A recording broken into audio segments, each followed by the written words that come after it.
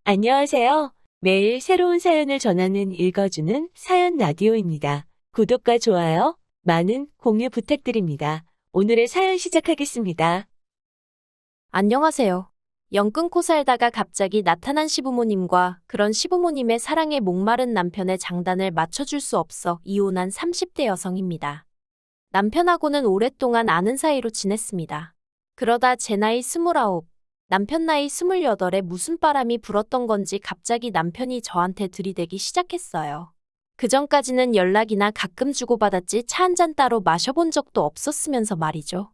아무튼 남들 다 하는 연애 나도 한번 해보자는 비교적 가벼운 마음으로 만나기 시작했네요.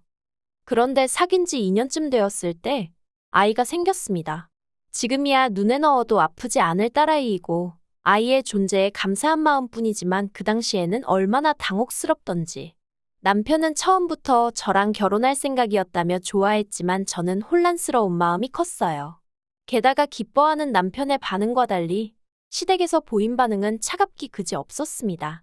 여자가 몸가짐을 어떻게 하고 다녔으면 그렇게 애가 쉽게 생기냐는 충격적인 발언도 서슴지 않으셨죠.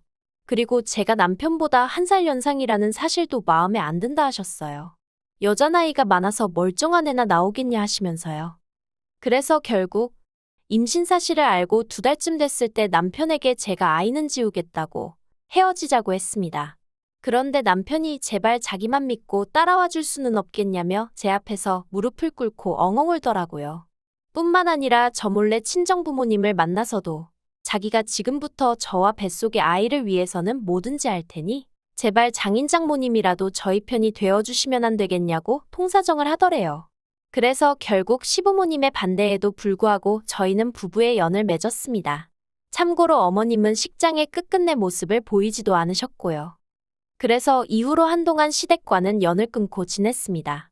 저희가 신혼여행에서 돌아와 시댁에 인사를 드리러 갔을 때도 문전박대를 하셨고 아이 출산이 임박하여 연락을 드렸을 때도 관심 없다 하셨으니까요.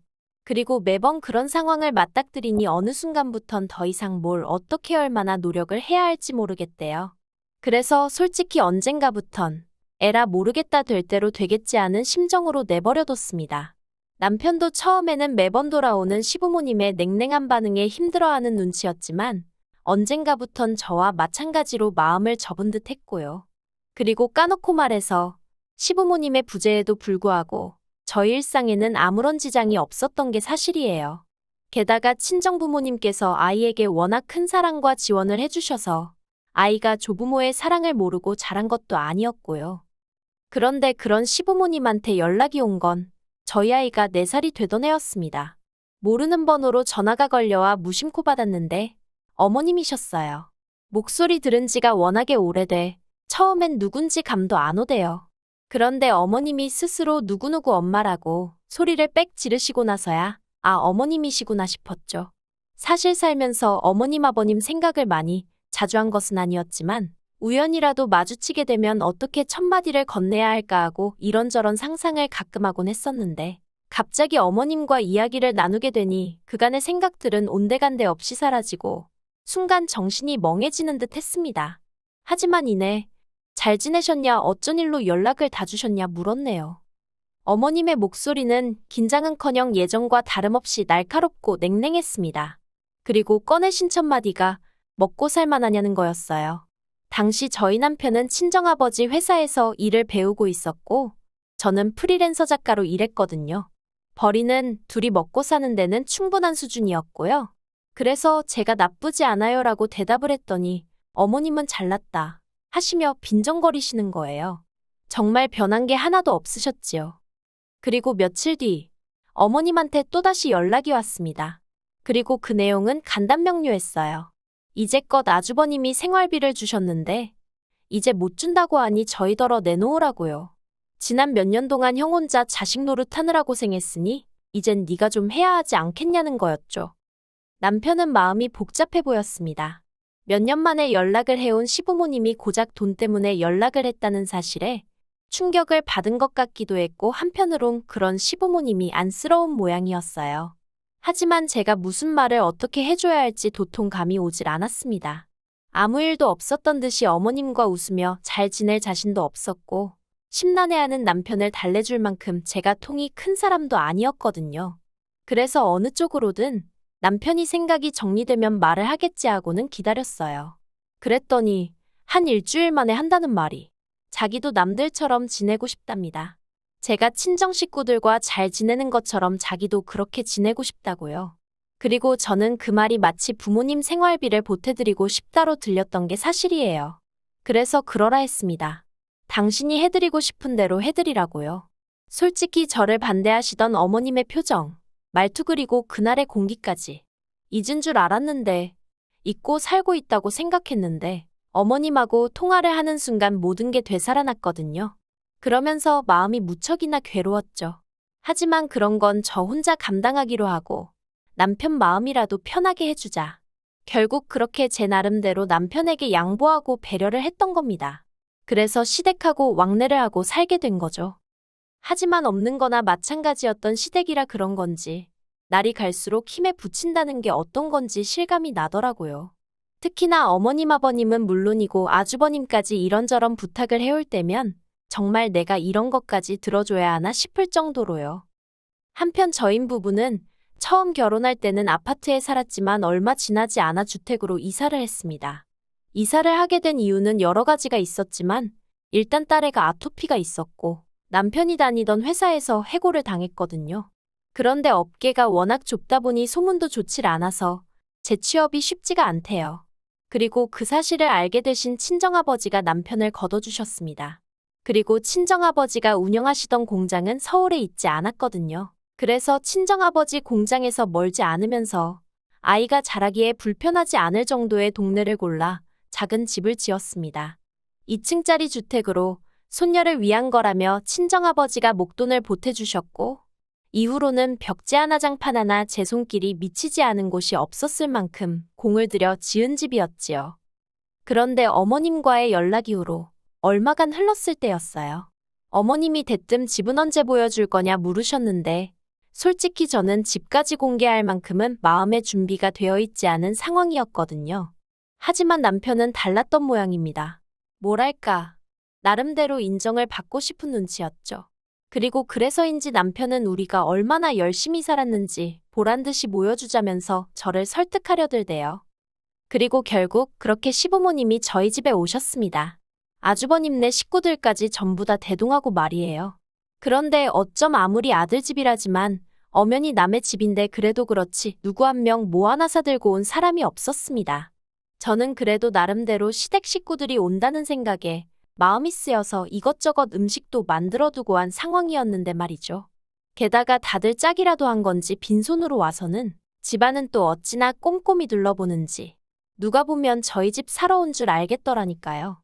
그래도 좋은 게 좋은 거다 생각하고 싫은 티 내지 않고 있었어요. 그리고 식사를 하면서 이런저런 이야기를 나누게 되었는데요. 어머님이 대뜸 이 집은 누가 샀냐, 누구 명의로 되어 있냐 그런 걸 물어보시더라고요.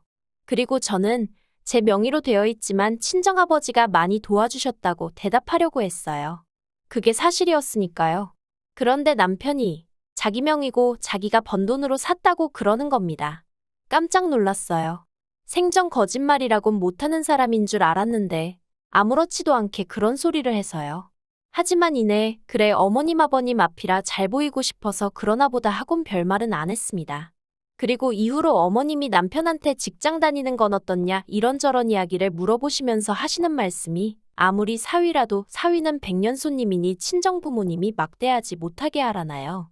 그래서 이때는 제가 아무리 사위라도 직장에서는 부하 직원이니 제가 친정부모님께 뭐라 말씀드릴 게 못 된다고 한마디 했고요. 그리고 얼마 후 시부모님이랑 아주버님네가 이제 그만 가봐야겠다며 일어나는데 남편이 부랴부랴 방에서 지갑을 가지고 나오더니 시부모님 손에 흰 봉투 하나 그리고 시조카 손에 또 봉투 하나를 들려주대요. 저랑은 전혀 상의된 일이 아니라서 당황스러웠는데 더 당황스러웠던 건 그 자리에서 봉투를 열어보는 어머님의 모습이었습니다. 게다가 옆에 계시던 아버님은 줄 거면 따로 줘야지 왜 같이 주냐며 투덜거리시더라고요. 아무튼 그렇게 사람들이 돌아가고 남편한테 제가 좀 전에 있었던 일을 따졌어요. 집 명의는 왜 거짓말을 하고 돈을 드릴 생각이었으면 적어도 나랑 상의는 했어야 하는 거 아니냐 했죠. 그랬더니 남편이 하는 말이 몇 년 만에 연락된 가족들인데 아들이 자기 명의로 된 집 하나 없다고 하면 얼마나 한심하게 보겠냐입니다. 그리고 용돈은 몇 년 동안 자식 노릇도 못했는데 한 번 드릴 수도 있는 거지 뭘 그런 걸 따지냐고요. 어이가 없었죠. 그래서 오늘 온 사람들 중 휴지알롤 사온 사람도 없고 우리 딸한테 말 한마디 이쁘다 귀엽다 해준 사람도 없었다. 그런데 왜 우리만 이렇게 납작 엎드려야 하냐고 화를 냈어요. 그리고 제가 남편더러 그렇게 우리 친정 부모님한테 도움을 많이 받으면서도 당신이 언제 먼저 선뜻 용돈 한 번 드려봤냐 따졌습니다. 그래놓고는 시부모님한테는 그동안 뭐 자식 노릇을 못해? 당신이 우리 부모님한테는 자식 노릇한 적 있어? 하니까 자기도 좀 그랬는지 더는 말은 안 하더라고요. 그리고 그때 솔직히 왕래고나 바리고 못한다고 할 걸 안 한다고 할 걸. 그런 생각이 들어서 후회를 많이 했어요. 제가 바랬던 건 남편이 가족 문제에 있어서 마음이 편해졌으면 하는 것뿐이었는데 이건 뭐 시작부터 하는 짓이 등신마냥 끌려다니게 생겼구나 싶었거든요. 그래서 남편더러 시댁하고 왕래를 하뭐라든 당신이 알아서 하라고 했습니다. 나는 사람들이 말하는 며느리돌이 딱 거기까지만 하겠다 했죠. 그래서 이후로 1년은 시부모님 생신이나 명절처럼 나름대로 제 얼굴을 비춰야 하는 때가 아니면 남편만 보내고 그랬어요. 그리고 이것도 나름대로 서운했던 게 그런 와중에도 절대로 남편한테 애라도 데려오란 말씀을 안 하셨다는 겁니다. 며느리는 미워도 손녀는 예뻐해 주셔야 하는 거 아닌가요?